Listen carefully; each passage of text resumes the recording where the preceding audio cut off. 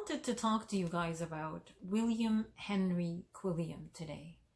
And as I read out a little bit about his bio, his life, what he did, who he was, I'm actually going to attach the research article in the description. So please make sure you go visit it and look at it and read it.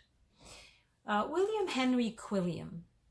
He was born in Liverpool in England, and this was in 1856. He was brought up as a Methodist until about 1887, when he changed his name to Abdullah Quilliam after visiting Morocco and converting to Islam there. Morocco would be the country where recently two progressive Scandinavian women went and ended up getting beheaded by Islamic militants. That Morocco. He became a significant figure as a supporter of the Ottoman Caliphate and their movement. He then founded England's first mosque as well as Islamic centers.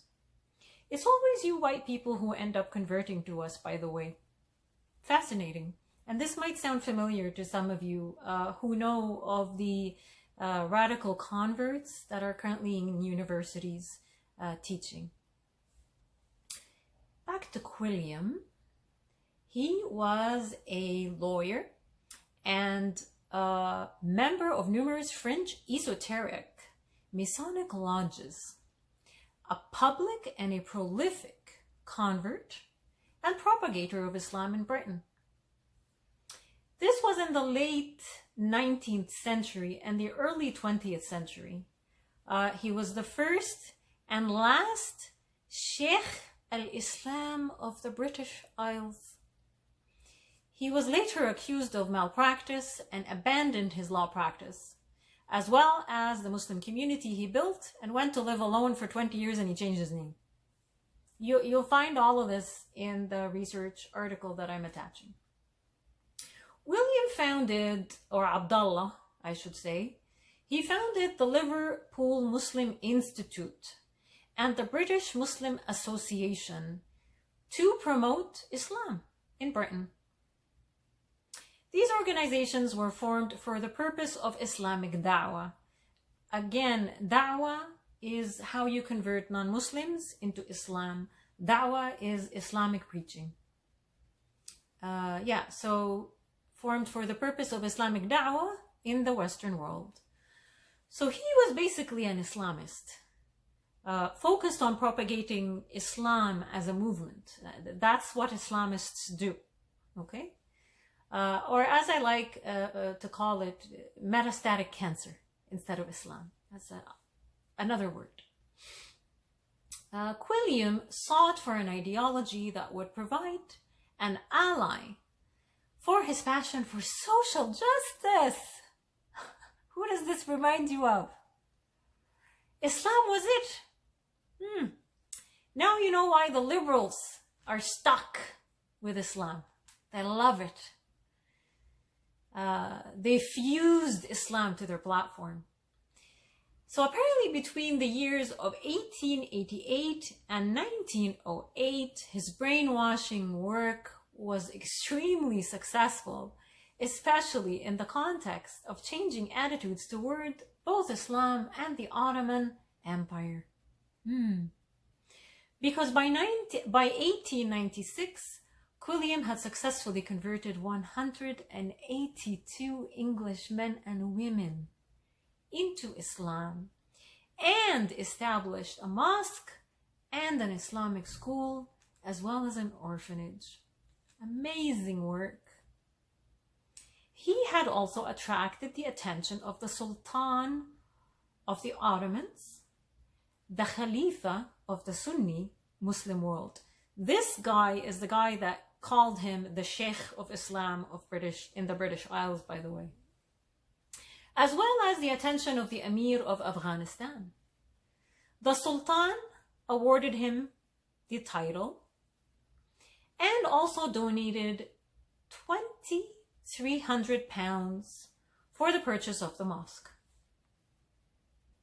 Now we move to 2019 and let's look at a fellow in England that is known as Maajid Nawaz.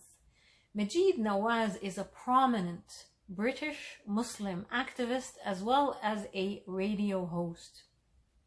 Maajid is a self-professed moderate Muslim as well as someone who claims to have been de-radicalized after being imprisoned in Egypt with the Muslim Brotherhood.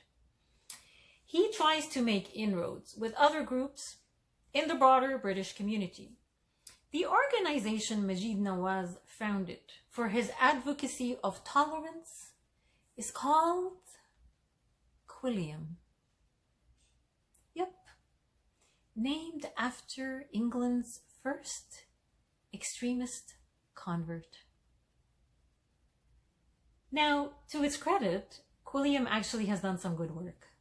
They have released a report which did confirm the mass rape gangs that was happening in England, that was cited by Tommy Robinson, and stated that these rape gangs were indeed by British Pakistani Muslims who were raping women and holding them as sex slaves. So that is excellent work. But like many people in this culture that I grew up in, not all is good. Now, when Keith Ellison was running for president in the Democratic Party, Keith Ellison, the one who was alleged to beat his wife and the one who has ties with the terrorist organization of the Muslim Brotherhood, that Keith Ellison, one of the people who openly advocated for him and supported him was Maajid Nawaz. So Mr. De-radicalized, in fact, endorsed a Muslim Brotherhood figure. Now, one could call that strike two for Maajid Nawaz, but he was embarrassed on an international scale by this. By the way, whatever happened to Keith Ellison? He is the Attorney General for Minnesota. You guys have a lot of problems over there, by the way.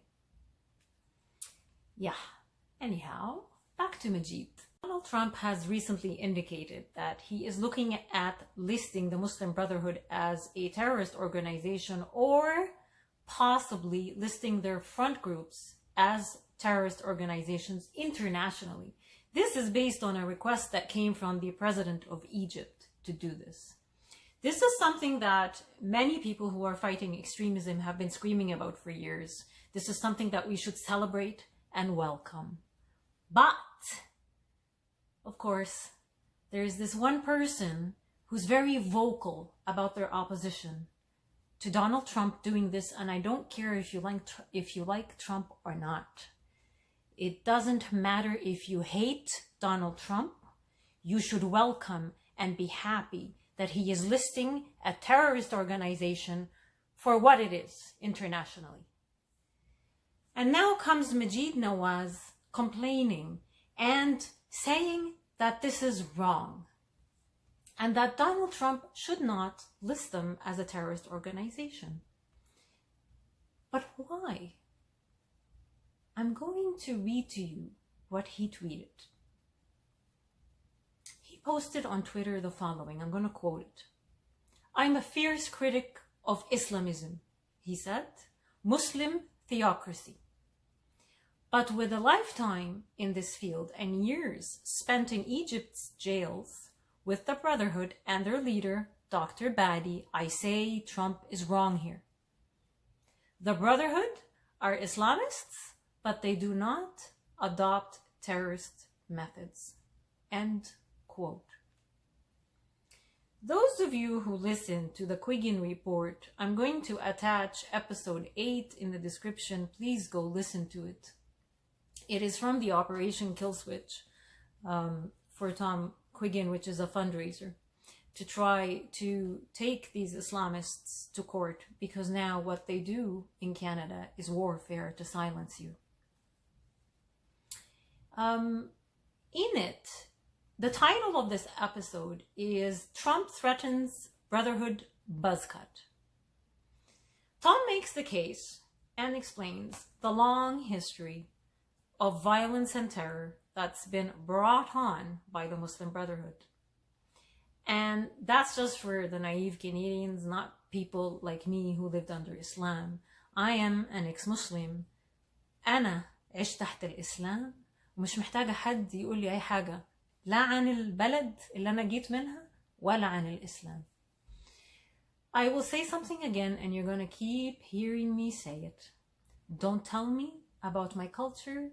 Don't tell me about the ideology that I lived under for 26 years. One thing we learn as women, as women, Arabic women who lived under Islam, we learn how to identify snakes. And we also learn how to deal with them.